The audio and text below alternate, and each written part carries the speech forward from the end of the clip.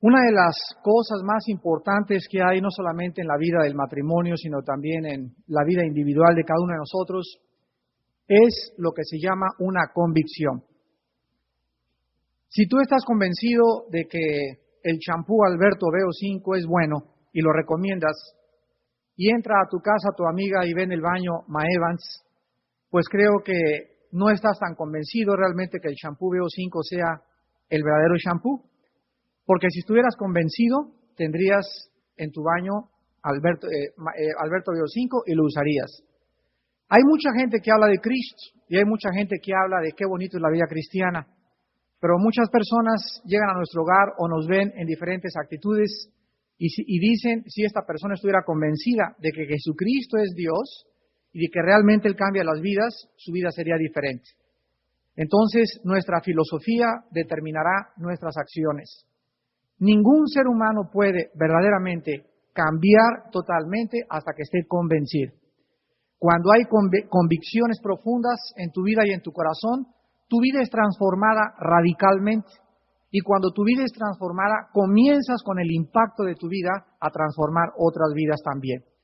Entonces es importante que en estos 3 días nosotros analicemos estas 8 prioridades o convicciones que son el fundamento de todo lo que es nuestra vida, tanto en el matrimonio como en la familia, como en nuestra vida individual. La primera convicción que toda familia cristiana, todo matrimonio, todo individuo que profesa conocer a Dios necesita tener es el siguiente. La Biblia es la palabra inspirada por Dios, inerrante e infalible y la autoridad final para nuestro hogar. Cuando nosotros hablamos de que la Biblia es nuestra absoluta regla de fe y de conducta, lo único que estamos nosotros diciendo es lo siguiente.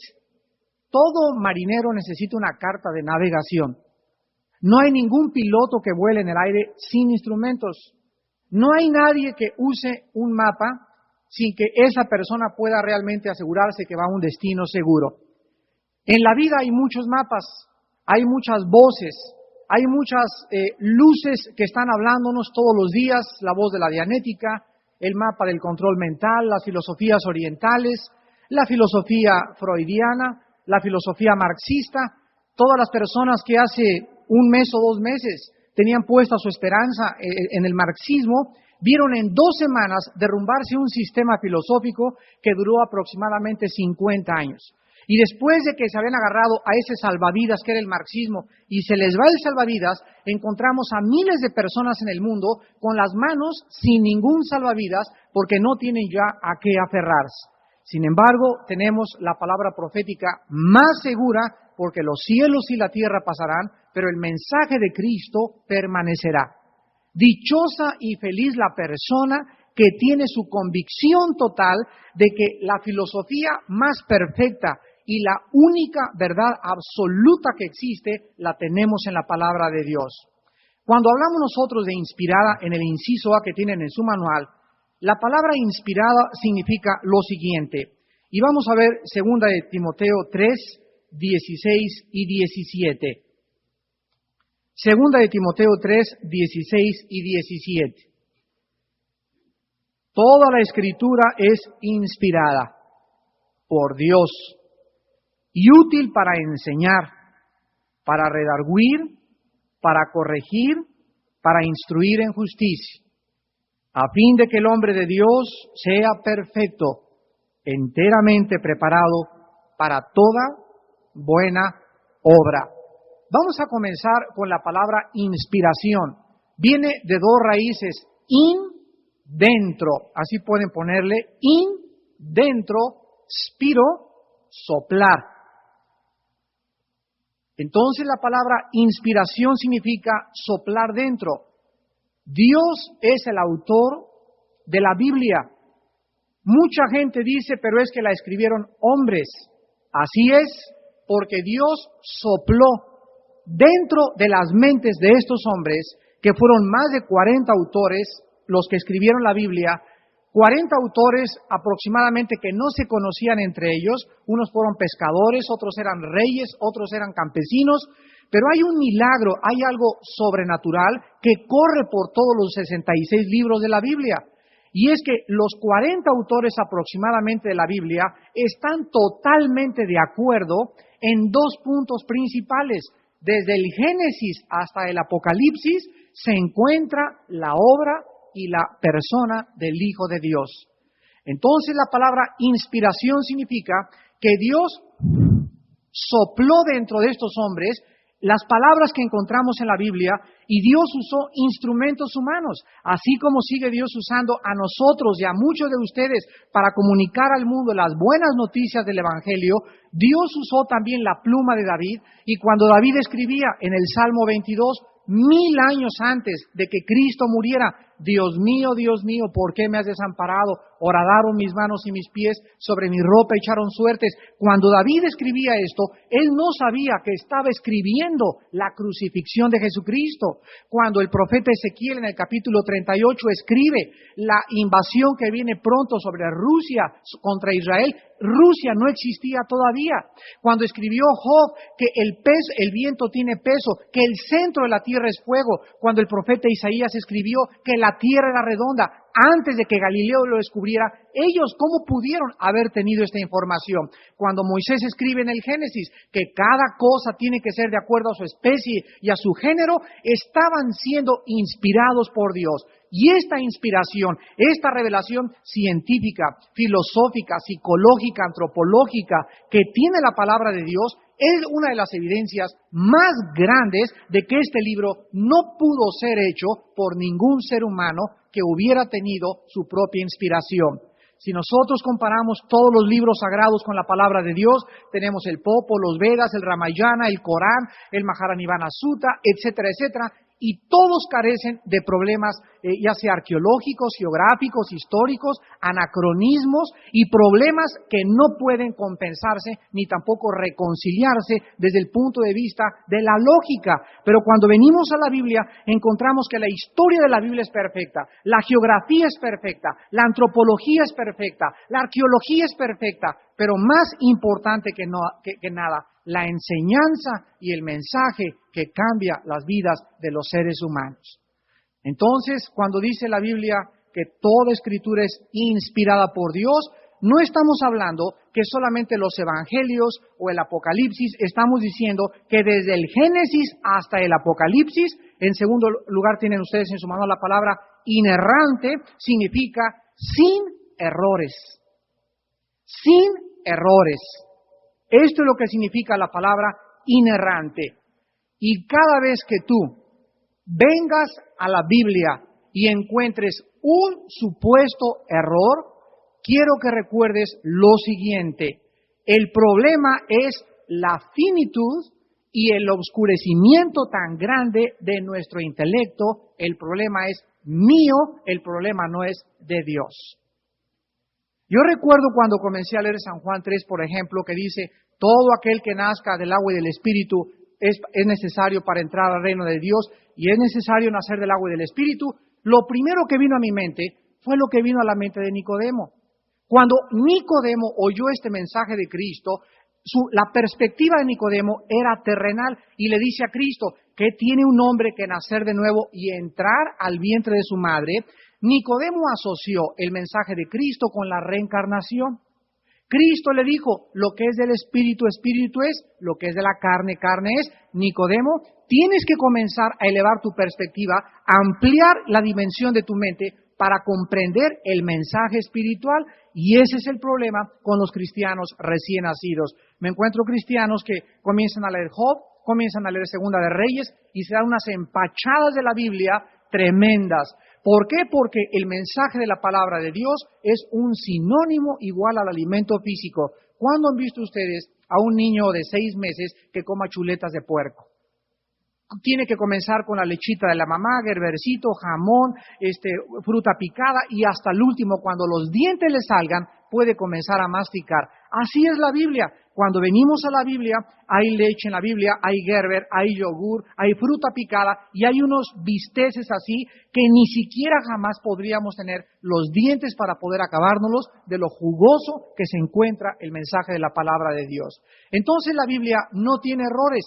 hay 2000 años, estimados hermanos y hermanas en Jesucristo, 2000 años. El comunismo cayó simplemente porque la historia y la experiencia demostró que este sistema filosófico era absolutamente insostenible histórica y experimentalmente, o sea, pragmáticamente. Pero el mensaje de la Biblia tiene 2000 años. Lo ha atacado Bertrand Russell, lo ha atacado Jean-Paul Sartre, lo atacó Carlos Marx, lo atacó Carlos Darwin, lo han atacado las más grandes mentes y sin embargo la Biblia sigue de pie.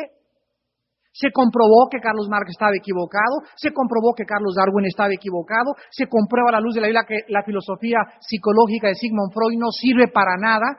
El famoso sistema Montessori de educación lo único que ha hecho es reprimir más las mentes de los niños, etcétera, etcétera. Y cada filósofo que sale, el tiempo solamente demuestra que la Biblia tiene razón. Y sigue el mensaje más poderoso que nunca. Ahora les decía hace algún tiempo que los ateos nos correteaban hace 15 o 20 años. Cualquiera de ustedes que sea economista, la UNAM era un grillero de comunistas. Y ser cristiano, ser una persona profesante de seguir el mensaje de Cristo, era un sinónimo de incultura, de ignorancia.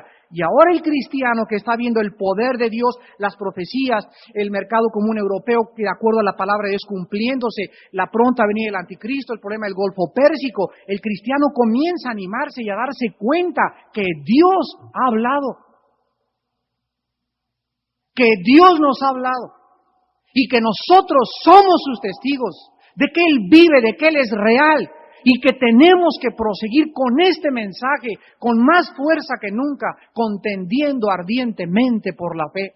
Porque si es de Dios, tiene que ser necesariamente atacado, minado, leudado, y los poderes del mal harán lo imposible por seguir repitiendo lo que el diablo le dijo a Eva. De veras, Dios ha hablado. La palabra infalible significa que sus enseñanzas son verdades absolutas. Hace algún tiempo recuerdo que llegó un comunicado oficial del Vaticano estableciendo ex cátedra. Cuando el Vaticano habla ex cátedra significa que lo que se dice o lo que se comunica es oficial bajo signo de condenación. O sea que cualquier persona que profese ser católico o pertenecer a la Iglesia Católica, cuando salga un comunicado ex cátedra, significa que Dios ha hablado. El comunicado decía que el Papa era infalible. Este comunicado significa lo siguiente, que cuando ese hombre habla Dios. Por lo tanto, no hay absolutamente nada que discutir, ni tampoco que alegar, ni argumentar. A la luz de la Escritura, esto es absolutamente falso, porque solamente Dios puede ser infalible. No puede un ser humano atribuirse a sí mismo infalibilidad en su manera de hablar, en sus pensamientos, porque dentro de nosotros no existe la infalibilidad, ni tampoco existe ningún otro sistema más que en la palabra de Dios. Si ustedes leen, por ejemplo, el libro del origen de las especies de Carlos Darwin, van a encontrar más de 70 veces este lenguaje. Quizás, a lo mejor, puede que, creo, no estoy seguro, y así lo encontramos en todo sistema que existe filosófico en el mundo. Cuando venimos a la Biblia, lo primero que leemos es el primer versículo. En el principio, Dios. Dios creó los cielos y la tierra. La Biblia no trata de demostrar la existencia de Dios, la Biblia asegura la existencia de Dios.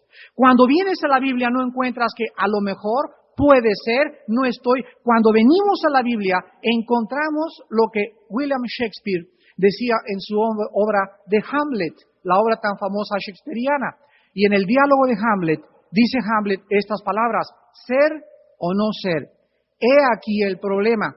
¿Qué cosa es más levantado para el espíritu?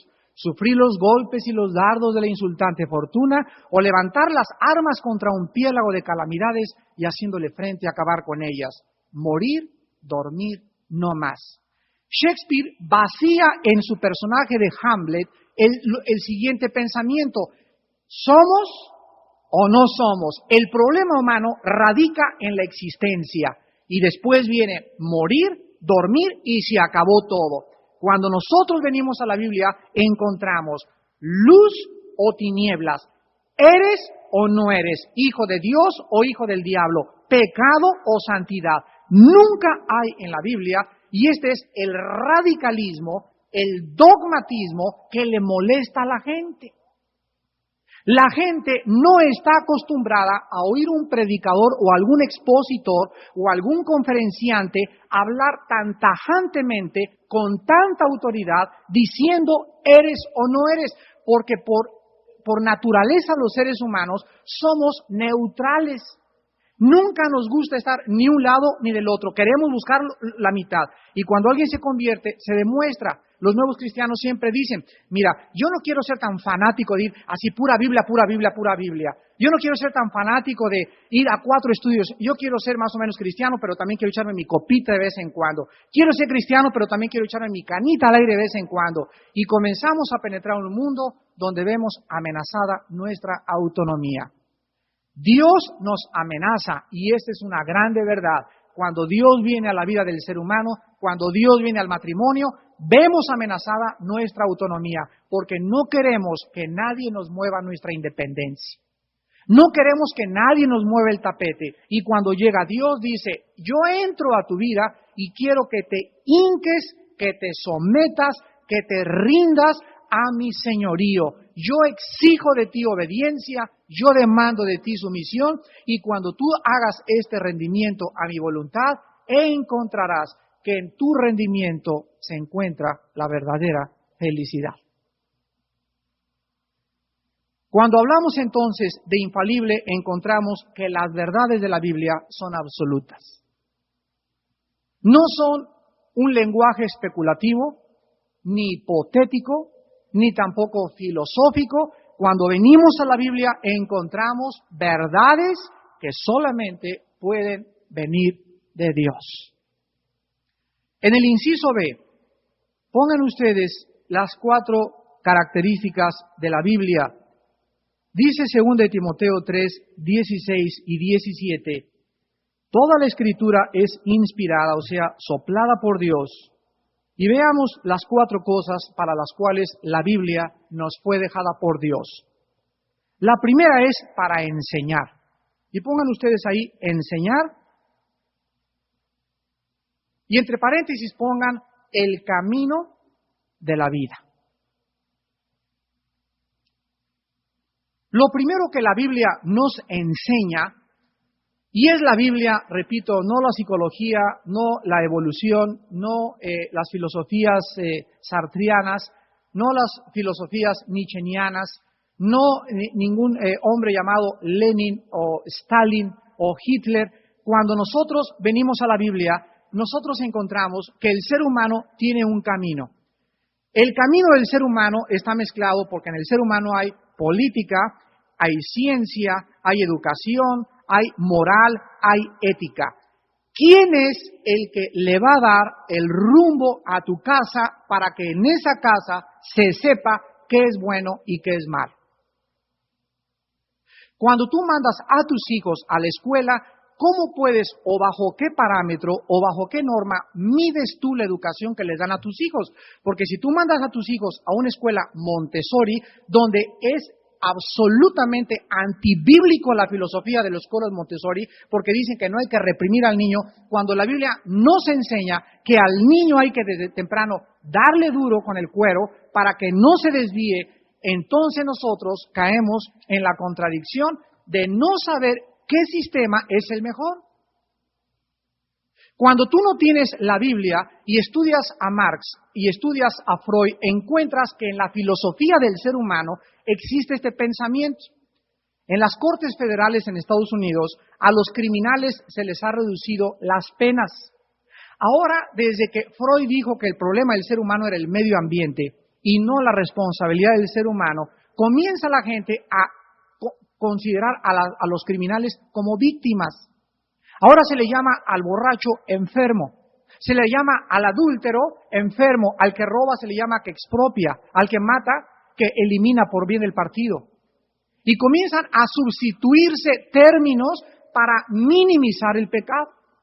Entonces, la Biblia es el único libro que nos puede enseñar, en primer lugar, el camino de la moral. La diferencia entre la moral y entre la ética radica en lo siguiente. La moral es lo que haces, la ética es lo que debes hacer. Entonces tú puedes decir, yo soy una persona moral, no cabe duda, y sin embargo te comes a las gentes, eres un caníbal. La moral de los caníbales es comerse a la gente, esa es su moral. Pero ¿qué cosa es la ética? La ética nos define con absolutos lo que debe ser. Un doctor, si es ginecólogo, llega a la paciente a examinarlo a su consultorio y le dice el doctor a la señora, señora, usted tiene un tumor. Y no tiene un tumor, ¿verdad? Lo único que quiere es hacer una operación de la matriz para ganarse unos centavos más. La ética, decimos, de este doctor es antiética, o sea, lo que debe hacer no lo está haciendo, porque un doctor que comienza a cobrar o a hacer operaciones o un arquitecto que le mete otro piso para ganarse de más, ha perdido totalmente el sentido de lo que es la ética. ¿Quién nos debe decir lo que debemos hacer? Solo puede serlo la palabra de Dios. No hay ningún otro libro que consultar más que la palabra de Dios. En segundo lugar, la Biblia nos ayuda a redarguir, dice aquí Pablo a Timoteo. Redarguir, y pongan ustedes entre paréntesis, nos convence cuando nos salimos del camino.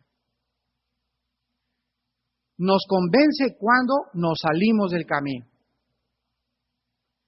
Cuando un piloto va viajando en el avión, el piloto, ustedes saben que puede ir así el avión, en lugar de así, o puede ir volando así, o puede ir volando así de lado. ¿Saben ustedes qué es? Porque el piloto, si asoma la cara por las ventanillas, va a ver todo igual. Entonces, el piloto no sabe si va así, si va así, si va así, si va así muchas veces como los buzos. Yo me acuerdo cuando buceaba aquí en Acapulco, cuando bajamos después de 60 metros de profundidad, descendimos, a los 60 metros se pierde el sentido de la profundidad. Y si no traes un reloj que te muestre cuáles son los pies que tú vas bajando, puedes, en lugar de creer que vas subiendo a la superficie, vas comenzando a descender más. Te puede haber una descompensación, se te puede formar una burbuja de oxígeno en la sangre y te puedes morir. ¿Cómo sabes si en la vida vas así? ¿Cómo sabes si vas así en la vida? ¿Cómo sabes que tu matrimonio no está a punto de estrellarse contra el suelo? Solo la Biblia nos puede redarguir, nos puede convencer, nos puede enseñar si estamos bien o estamos mal. Por favor, no consulten a la doctora corazón, ni tampoco vayas con el psiquiatra o con el psicólogo y le digas, doctor, le traigo a mi hija, le traigo a mi hijo porque tiene un problema anormal de conducta, etcétera, etcétera. Dice la Biblia que no acudamos al mundo a cobijarnos con un espíritu que no sea el espíritu de Dios. La Biblia es suficiente para mostrarnos si lo que estamos haciendo está aquí o está acá. En el ser humano hay áreas grises que se pueden llamar. Estas áreas grises son circunstancias en la vida que no sabemos qué hacer. Por ejemplo, un cristiano que tiene un año de convertido dice, ¿debo ir a un culto religioso que no es de mi iglesia y de otra religión o no debo ir? Esto se llama un área gris. Otra área gris. ¿Puede un cristiano asistir a un cabaret y ver a Olga Briskin bailar? ¿Puede un cristiano ir al Teatro Blanquita? ¿Puede un cristiano o un muchacho cristiano ir a una disco? Ven, hay áreas en que no sé o sí sé, será bueno o será malo. La Biblia dice que cuando vengan esta clase de problemas a tu vida, si tú dudas en lo que estás haciendo, mejor no lo hagas. Si tienes la menor duda y no sabes si es bueno o estás mal, o si estás confundido en cualquier área en tu vida, no lo hagas, porque si no tienes la certeza absoluta que Dios lo aprueba, estás en el camino de la destrucción. Así de simple es la palabra de Dios. Si tienes mucha paz y estás absolutamente segura que tu decisión, que lo que tú vas a hacer es absolutamente aprobado por Dios, la paz de Dios gobierna nuestros corazones y mayor que nuestro corazón es Dios. Pero si en tu vida hay dudas de que no sé si hacer esto o estoy confundido en este aspecto, no lo hagas, porque eso no viene de Dios. Dios no es Dios de confusión. El cristiano es guiado por el Espíritu Santo y las decisiones que el cristiano toma tienen que ser tomadas absolutamente con una paz que sobrepasa el entendimiento humano. En tercer lugar, la Biblia nos corrige. Entre paréntesis pongan, nos muestra cómo regresar al camino. Nos muestra cómo regresar al camino. Cuando un hijo de Dios o cuando una hija de Dios se sale del camino de Dios, cuando en tu matrimonio te sales de lo que Dios quiere a tu vida, cuando en tu familia abandonas lo que Dios quiere para ti, quiero que recuerden esto durante toda su vida. Solamente hay un camino de regreso a Dios. No hay dos. Qué radical es la Biblia, ¿verdad? Hasta en esto.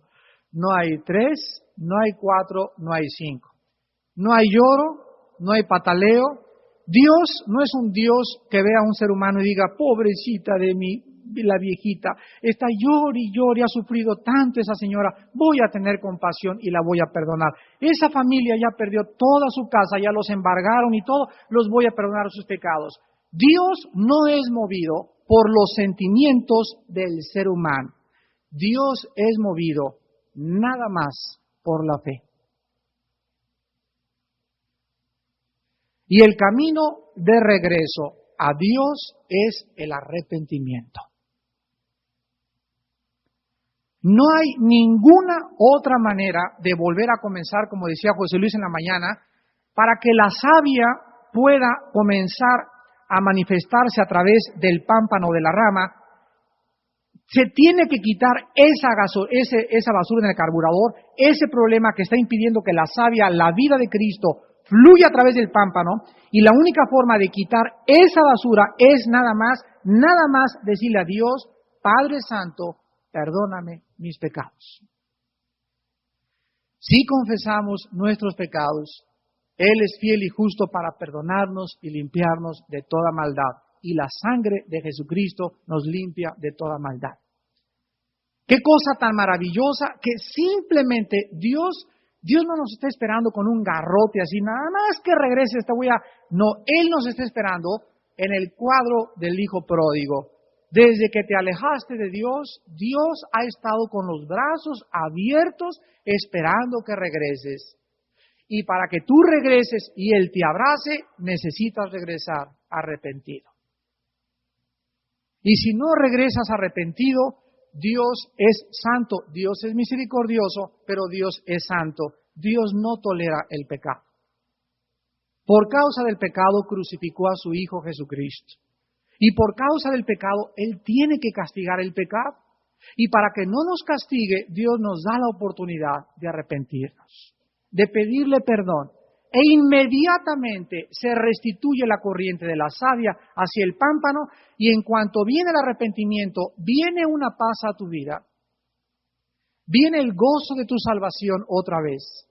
Comienzas a tener verdor, comienza a haber frescura en la flor, comienzas a emitir esa fragancia que solo puede ser la obra de la savia a través de la rama. La Biblia nos muestra el camino, nos enseña cómo regresar al camino y finalmente es útil para instruir. Esto significa que nos enseña cómo mantenernos en el camino.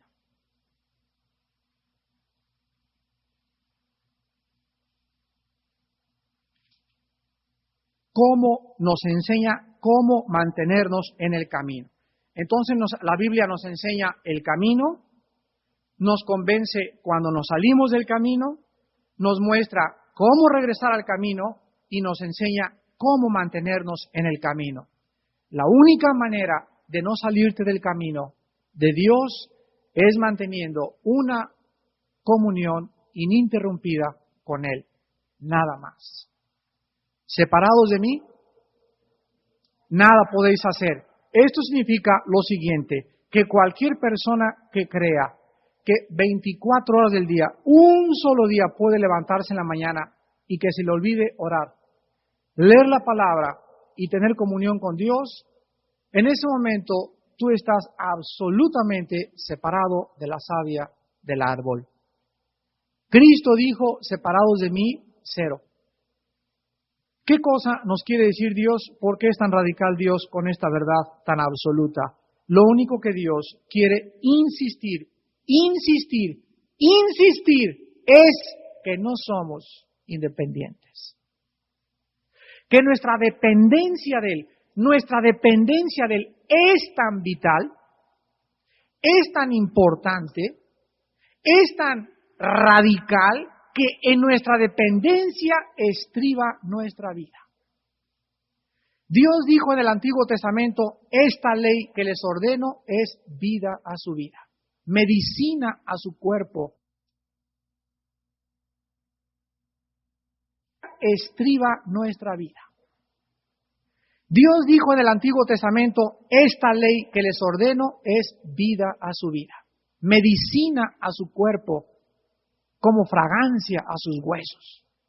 La ley de Dios, las enseñanzas de Dios, el camino de Dios es lo que Dios ha diseñado para ti y para mí. Y en el momento que tú te sales del camino de Dios, Dios dice la Biblia que es celoso. Dios es un Dios celoso. Y a nadie le gustaría que ahorita a su esposa se fuera, o a nadie le gustaría ver a su esposo irse tras un bikini ahí en la playa. Te pondrías como chinampín inmediatamente, mi esposo, pero mira, ¿por qué? Porque algo te está diciendo, no, es mío, vente para acá, eres mío. Y no queremos que se vayan con otra persona. Dios cuando ve que un hijo suyo se va tras un ídolo, se va tras alguna otra cosa, Dios se pone igual.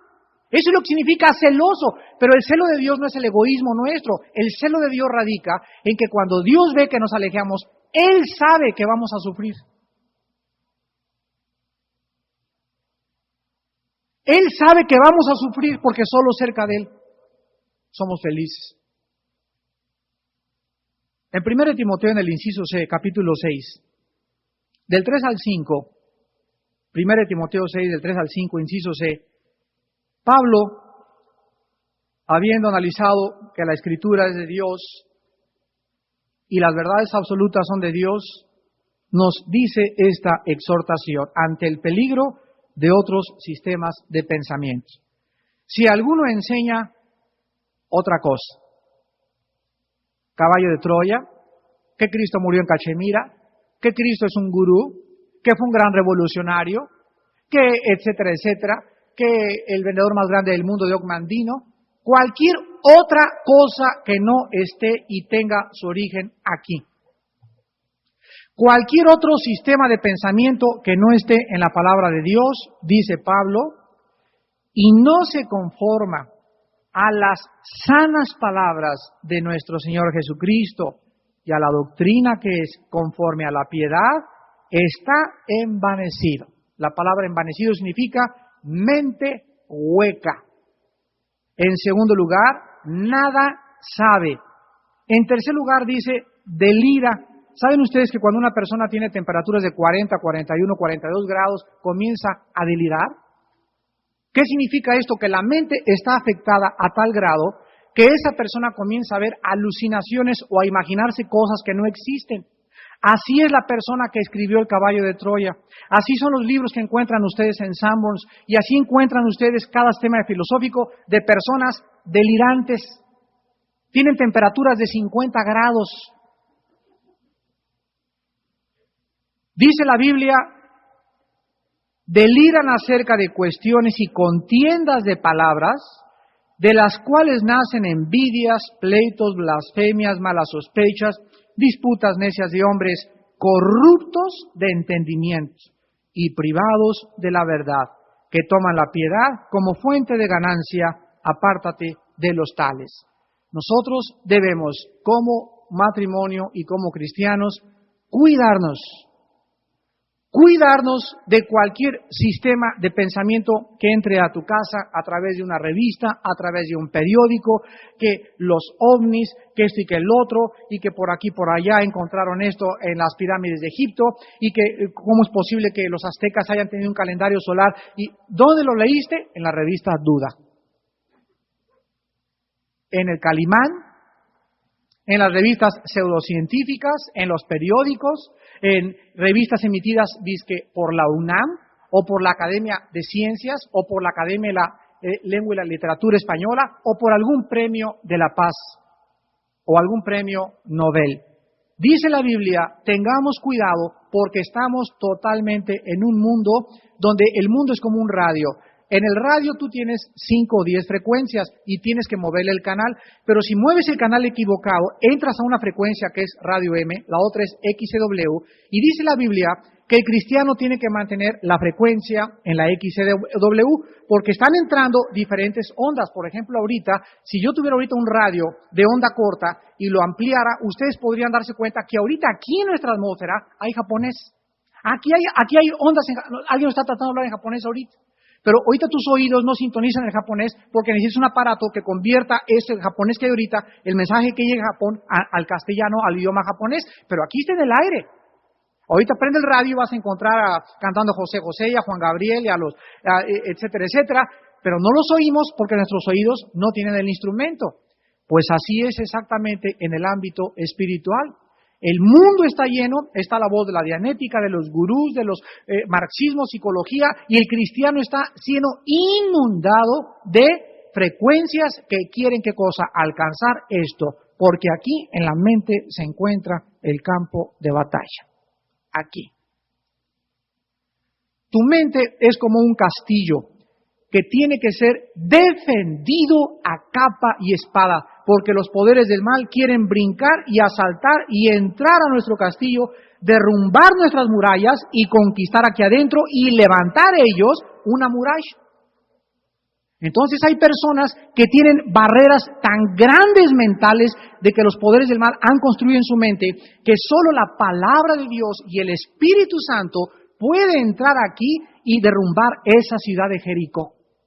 Estas barreras y estas fortalezas mentales, estas obsesiones de mucha gente, solo el poder de la palabra de Dios, mediante el Espíritu Santo, las puede derrumbar. Por eso es tan importante memorizar la Biblia.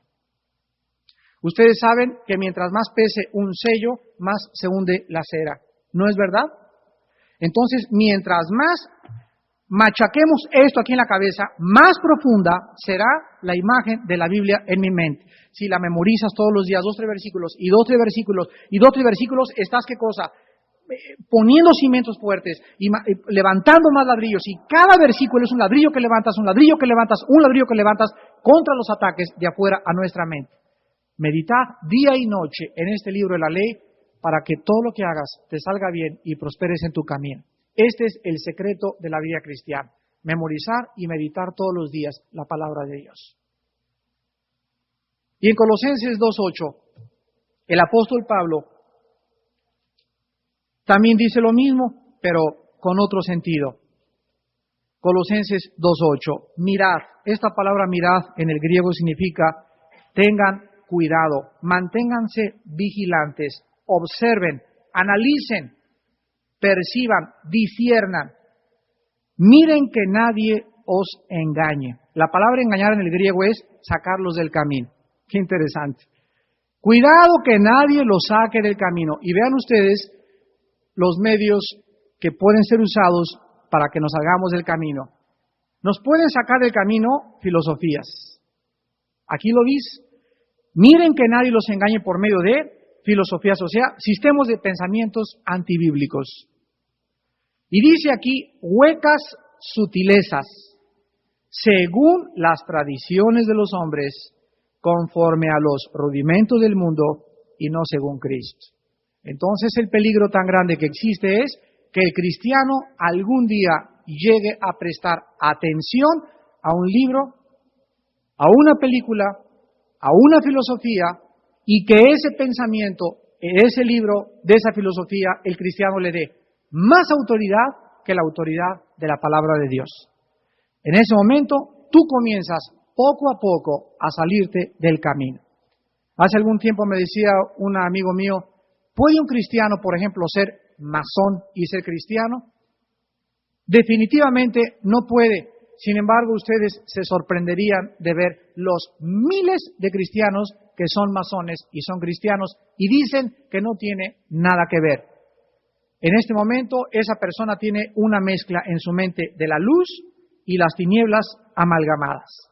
Y para que la luz y las tinieblas sean separadas, solo la palabra de Dios, que es la espada, puede entrar y separar la luz de lo oscuro, el error de la verdad. Solo la Biblia puede decirnos verdaderamente qué cosa es de Dios y qué cosa no es de Dios.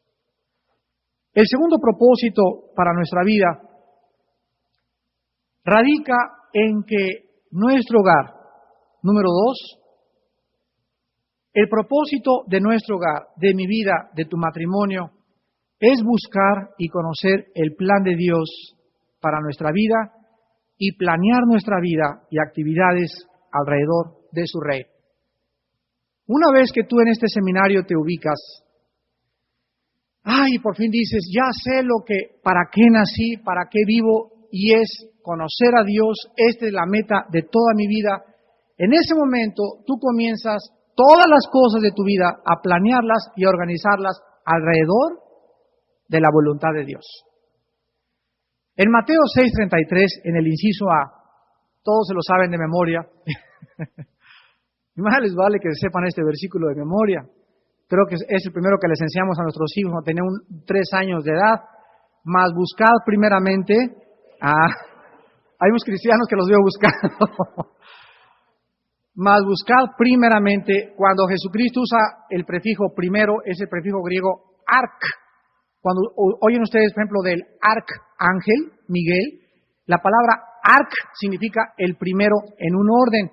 Entonces, arcángel significa el primero de los ángeles, el jefe de los ángeles, el general de los ángeles. Y cuando Jesús dice buscad primeramente, significa que después hay un 2, después hay un 3, después hay un 4. El problema de los cristianos radica en lo siguiente: cuando un cristiano se convierte a Cristo, lo primero del cristiano era su trabajo. Ese era el número 1. Trabajábamos de las 8 de la mañana a las 10 de la noche. En segundo lugar, los cuates. En tercer lugar, los hijos. En cuarto lugar, la esposa. En quinto lugar, de 11 a 12, Dios los domingos. Esto se llama vivir una vida desordenada, así plenamente. Vivir una vida desordenada, desorganizada. ¿Por qué teníamos esas prioridades equivocadas? Porque no teníamos nadie que nos dijera qué es primero, qué es segundo, qué es tercero. Si tú eres cristiano e hijo de Dios, ahora tú tienes que hincarte delante de Dios y decirle, Padre Santo, ¿qué es lo primero para ti? Y Dios dice, buscarme. Busca primero el reino de Dios. La palabra búsqueda implica disciplina. Porque nadie puede buscar a Dios sin una vida disciplinada. Si tú quieres irte de minero y buscar plata, necesitas comprar picos, necesitas levantarte a las 6 de la mañana, necesitas estarle con el pico, dale y dale a la mina. Si tú buscas tesoros en el mar, inviertes tu dinero, compras un barco, profundizas en el agua, etcétera, etcétera. Si tú quieres buscar un título universitario, no vas los sábados a las fiestas, no te desvelas y te quema las pestañas para perseguir ese título universitario. Cualquier persona que se dedique a buscar cualquier cosa necesita sacrificar otras cosas. Y para buscar a Dios se necesita una vida disciplinada. Cuando nosotros hablamos de buscar a Dios y su reino, significa lo siguiente. Pueden ponerlo en el inciso A. Es tan importante para Dios que le busquemos. Es tan importante para Dios que le busquemos, que al que lo hace, Él le promete darle todo lo básico para su vida. Es tan importante para Dios que le busquemos, que el que lo hace, Él le promete darle todo lo básico para su vida. Si ustedes leen el pasaje anterior a las palabras de Jesús, del versículo 25 en adelante de Mateo 6, van a encontrar que Jesucristo descubrió lo que en esta tarde muchos de ustedes tienen y se llama afán. La palabra afán, que es en el griego merima, significa angustia, preocupación, que sientes que el corazón se te sale y estás, ¿qué comeré? ¿Qué vestiré? ¿A dónde iré? ¿Cómo pagaré las vacaciones? Y cuando el cristiano llega a perder esta paz, o sea, cuando la angustia comienza a dominar tu vida y se vuelve algo tan grave, ¿qué comeré? qué vestiré, quién le dará a mis hijos para la universidad, y comienzas a vivir esa vida, no es posible bajo estos factores ser feliz. Cristo dice, miren las aves de los cielos, no siembran ni recogen, ni tienen petrobonos, ni tienen dólares, ni tienen tampoco cuenta Banamex, ni tienen tarjeta de crédito. El ave pueda decir, hijitos míos, ¿qué comeremos mañana? ¿Y dónde dormiremos? No hay ninguna ave neurótica. ¿Por qué? Porque así las programó Dios. El ave va todos los días, nunca va a ser una ave anémica que no encuentre qué comer. Siempre encuentran. ¿Por qué? Porque la providencia de Dios, si Dios creó las aves, tiene que crear también su alimento. Y dice Cristo, ¿no es la vida más que el vestido y el alimento más que la vida? ¿La vida más que el alimento? Si te doy la vida y si en la noche te vas a acostar, ¿quién le dice a tu cuerpo que respires hoy en la noche? O en la noche le dices a tu cuerpo, te programas, te metes aquí, le das un tuercazo aquí, una llave que tenemos, y respira en la noche, ¿no? Te acuestas y tu cuerpo sigue respirando. ¿Quién le dice a tu corazón que siga respirando? Ese aliento, dice Hechos 17, de Él lo recibimos porque Él nos da aliento, la vida y todas las cosas. Bueno, si Dios te dio anoche aliento para que sigas viviendo y Dios no te ha quitado la vida, ¿no podrá Dios también proveer lo que tú necesitas para vivir para Él? Entonces, no se preocupen qué han de comer, qué han de vestir. Significa que me voy a ir a Acapulco ya y voy a rascar ahí el estómago y el sol. Y no, porque el que no trabaje, que no coma. Pero sí significa que no lleguen los problemas del mañana a quitarte el sueño. Ni a convertirse en angustias, porque en ese momento te saliste del camino de la fe. Pero si tú me buscas, dice Dios en la mañana, y vienes y te hincas y me cuentas tus penas y me cuentas en oración, con oración y súplica, todo aquello que necesitas, Padre Santo, en 15 días me van a dar de baja en el trabajo. Gracias, Señor, por la paz que me das, porque tú eres mi buen pastor. Gracias, Padre Santo, por llenar mis pensamientos. Tengo ese problema con mi hijo y venimos todo y en oración vaciamos el corazón y le entregamos a Dios todo. Dice la Biblia, la paz de Dios, que sobrepasa todo entendimiento, guardará nuestros pensamientos y nuestro corazón en Cristo Jesús. El que me busque, todas las cosas le serán dadas por añadidura. Te prometo, dice Dios, y Dios no es hombre para que mienta, ni hijo de hombre para que se arrepienta. Dios dice, te juro que no te faltará de comer, de vestir, ni lugar donde vivir. Pero por favor, búscame, porque aquellos que me buscan tienen todas las cosas, porque este es el plan de Dios para nuestra vida, que mientras estemos aquí en la tierra, le conozcamos. Mateo 4:4 dice, no solo de pan vive el hombre, mas de toda palabra que sale de la boca de Dios. El cristiano ha descubierto que hay otro alimento, que hay otra manera de divertirse, que hay otra manera de alimentar su intelecto, y el cristiano no compra tanta filosofía, el cristiano comienza a descubrir que hay otro alimento, que no solo vivimos para comer, para trabajar, no somos burros de carga, no somos personas que vivimos dedicados para hacer dinero en la vida. Esto es totalmente secundario, no vivimos para alcanzar títulos, vivimos para conocer a Dios, nada más, porque no solamente de pan vive el hombre, mas de toda palabra que sale de la boca de Dios. La vida es más que el comer físicamente y Dios puso dentro del ser humano un espíritu para que el hombre encontrara la paz y la saciedad, nada más comiendo el alimento espiritual. En el Salmo 119:2 dice, bienaventurado, dichosa y feliz la persona que día y noche está meditando en la palabra, que camina en el Señor, etcétera, etcétera. El salmista liga la felicidad con la palabra de Dios. Y si ustedes leen el versículo que sigue en el versículo 3, dice, porque no hace iniquidad el que guarda tu palabra. Entonces, dice la Biblia, la palabra bienaventurado significa feliz o dichoso en el hebreo.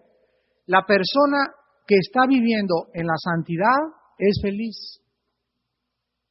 Porque no hace iniquidad el que guarda tu palabra. Aquí se asocia la santidad con la felicidad. ¿Ya lo observaron? ¿Por qué es feliz? El versículo 3 dice, porque no hace iniquidad el que guarda tu palabra. O sea, la persona que se mantiene en el camino de Dios es una persona santa. La persona santa es feliz. No puedes ser feliz sin ser santo en toda tu manera de vivir, porque hay una grande relación entre la santidad y la felicidad y entre el pecado y la tristeza. El pecado trae tristeza, trae miseria, trae desolación, trae vaciedad. La santidad trae llenura, satisfacción, comprensión, propósito, razón de vivir. Estos dos patrones, la felicidad en la santidad, la tristeza en el pecado, son verdades absolutas. Nadie puede burlarse de Dios. Nadie puede tratar de buscar fuera de la santidad la felicidad, porque el pecado te tiene que alcanzar. Nadie puede buscar en ningún otro sistema la felicidad más que la santidad. ¿Por qué? Porque así le dio la gana a Dios diseñarlo. Y hasta que entre totalmente en tu mente y en tu corazón este pensamiento, estás en el camino de la felicidad. Finalmente en Jeremías 9, 23 y 24, dice el profeta Jeremías que no se alabe el sabio en su sabiduría, ni el valiente en su valor, ni el rico en sus riquezas, mas alabes en esto el que se ha de alabar, en entenderme y en conocerme que yo soy Jehová. Aquí Dios nos dice, hijos míos, hay dos perspectivas. La perspectiva del mundo es, el mundo adora la sabiduría humana. Si a alguien le dan el premio Nobel de la literatura, si alguien tiene 4 doctorados, si alguien es presentado a una conferencia, y ahora con ustedes el doctor en filosofía y en divinidades y tiene maestría en esto, bla, bla, bla, bla, bla, se cae el auditorio y se para esa persona y cuando habla, habla como Dios. Y la gente, lo que él diga es verdad absoluta, cuando los pensamientos del hombre son vanos delante de Dios. Dice Dios, el hombre alaba la inteligencia humana, el hombre alaba el valor. Vean cómo han alabado a Rambo. El hombre alaba a los jóvenes, son arrojados, las mujeres adoran a Madonna, eso, lo que Madonna diga es Dios totalmente, la diosa del sexo, la diosa de la música. El mundo tiene una corriente, el mundo adora las riquezas, adora el valor, adora, cuando alguien tiene dinero, señor Pedro Pérez, pásele, siéntese por favor, y hasta lo pasan adelante, y es porque trae anillo de oro, y porque trae buen vestido, y la persona que trae una limusina es tratada como un Dios. Eso es lo que el hombre adora. Dice Dios, ustedes deben alabar otra cosa. En otras palabras, Dios cambia el enfoque del mundo y nos lleva a una perspectiva más elevada y nos dice Dios, quiero que para ustedes lo importante no sean las riquezas, ni seguir a Rambo, ni seguir a Madonna, ni creer que estas cosas. El que quiera realmente alabarme, el que quiera realmente sentirse contento, entienda que radica en esto. Lo más importante para Dios es que le entendamos y le conozcamos que Él es Jehová. Es interesante, para acabar, que dice Dios, en entenderme y conocerme que yo soy El Shaddai, dice. O sea, la palabra que se usó ahí, Yahvé, en el hebreo, Dios tiene diferentes nombres en el hebreo, tiene El Jireh, El Sidi, Jehová mi bandera, El Shaddai, el Dios todopoderoso, El Shaddai que está escrito y el Alai que está escrito, el Elión, el Dios altísimo en Génesis 1:1. Pero aquí Dios quiere que le conozcamos no como el Todopoderoso, no como Dios es mi bandera, no como Dios es mi pastor.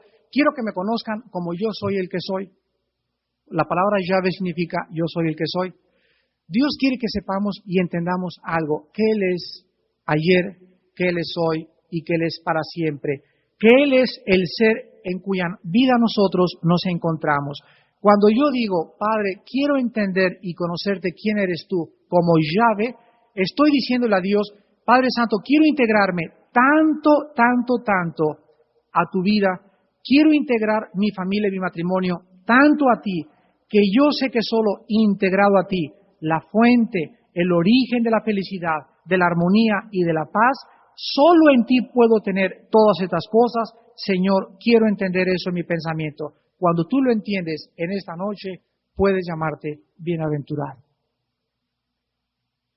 Porque ningún matrimonio, ninguna familia, ningún individuo, ninguna mujer, ningún hombre, ningún presidente, ningún gobernante, ningún sabio podrá jamás descubrir el secreto de la vida hasta que no entienda y conozca aquel que es el creador del universo, el Dios de la Biblia, el Dios y Padre de nuestro Señor Jesucristo. Despidámonos en oración.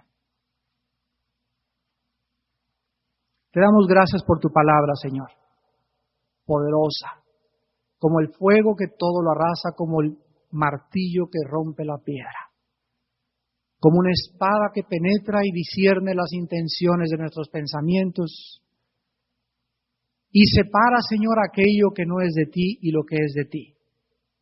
Tu palabra es radical, absoluta, penetrante, y cuántas veces tan molesta a nuestra carne, porque parte la carne y le muestra a nuestra carne que solo el Espíritu debe dominar. Te damos gracias por cada matrimonio, Señor, en esta tarde, y te pedimos que pongamos fundamentos en nuestra vida familiar en tu palabra. Que tu palabra sea la única regla de conducta que tengamos para decidir nuestras decisiones, para tomar determinaciones. Que tu palabra nos enseñe qué cosa es lo que tú quieres, nos corrija, nos redarguya, nos mantenga en tu camino, Señor. Para que jamás perdamos tu camino, ni oigamos esa voz del enemigo que todos los días susurra a nuestro oído diciéndonos, no es cierto que Dios ha dicho. Padre Santo, te pedimos que en estos 3 días el Espíritu Santo tenga libertad de ministrar en cada corazón con poder, que convenza de juicio, de pecado y de justicia, y que cada familia y cada persona en estos 3 días salga fortalecido con todo el poder de lo alto, lleno con todo el conocimiento de tu voluntad, con toda sabiduría e inteligencia espiritual, y que entendamos, Padre, que solo en ti podemos vivir y que cualquiera que beba de otra agua volverá a tener sed. Mas el que beba de esta agua que Jesucristo nos vino a dar, una fuente de agua eterna surgirá en su corazón. Bendito seas, Padre, por habernos dejado la Biblia. En el nombre de Jesús. Aleluya.